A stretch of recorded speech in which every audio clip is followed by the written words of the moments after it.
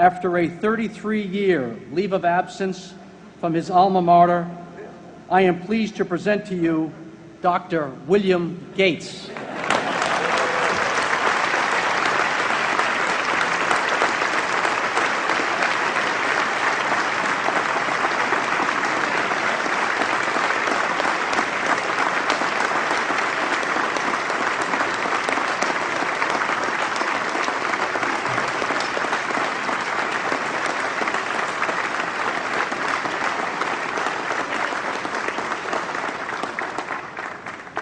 Thank you. President Bach, former President Rudenstein, incoming President Faust, members of the Harvard Corporation and the Board of Overseers, members of the faculty, parents, and especially the graduates. I've been waiting more than 30 years to say this. Dad, I always told you I'd come back and get my degree.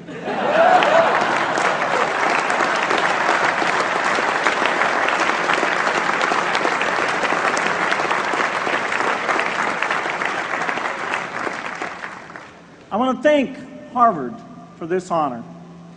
I'll be changing my job next year, and it will be nice to finally have a college degree on my resume. I applaud the graduates for taking a much more direct route to your degrees. For my part, I'm just happy that the Crimson called me Harvard's most successful dropout. I guess that makes me valedictorian of my own special class. I did the best of everyone who failed. But I also want to be recognized as the guy who got Steve Ballmer to drop out of business school.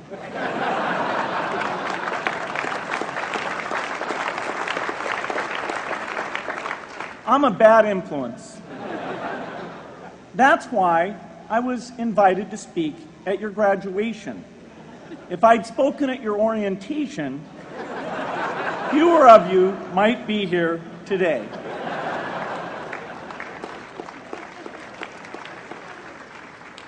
Harvard was a phenomenal experience for me. Academic life was fascinating. I used to sit in on lots of classes that I hadn't even signed up for. And dorm life was terrific. I lived up at Radcliffe in Currier House. There were always a lot of people in my dorm room late at night discussing things because everyone knew that I didn't worry about getting up in the morning. That's how I came to be the leader of the antisocial group. We clung to each other as a way of validating our rejection of all those social people. Radcliffe was a great place to live. There were more women up there, and most of the guys were math science types. The combination offered me the best odds, if you know what I mean. That's where I learned the sad lesson that improving your odds doesn't guarantee success. One of my biggest memories of Harvard came in January 1975 when I made a call from Currier House to a company in Albuquerque, New Mexico that had begun making the world's first personal computer. I offered to sell them software. I worried they would realize I was just a student in a dorm and hang up on me. Instead, they said, "We're not quite ready. Come see us in a month," which was a good thing because we hadn't written the software yet. From that moment, I worked day and night on the extra credit project that marked the end of my college education and the beginning of a remarkable journey with Microsoft. What I remember above all about Harvard was being in the midst of so much energy and intelligence. It could be exhilarating, intimidating, sometimes even discouraging, but always challenging.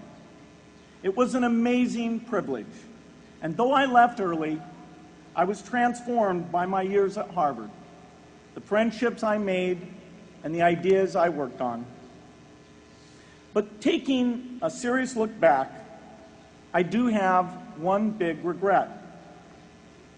I left Harvard with no real awareness of the awful inequities in the world, the appalling disparities of health and wealth and opportunity that condemn millions of people to lives of despair. I learned a lot here at Harvard about new ideas in economics and politics. I got great exposure to the advances being made in the sciences. But humanity's greatest advances are not in its discoveries, but in how those discoveries are applied to reduce inequity.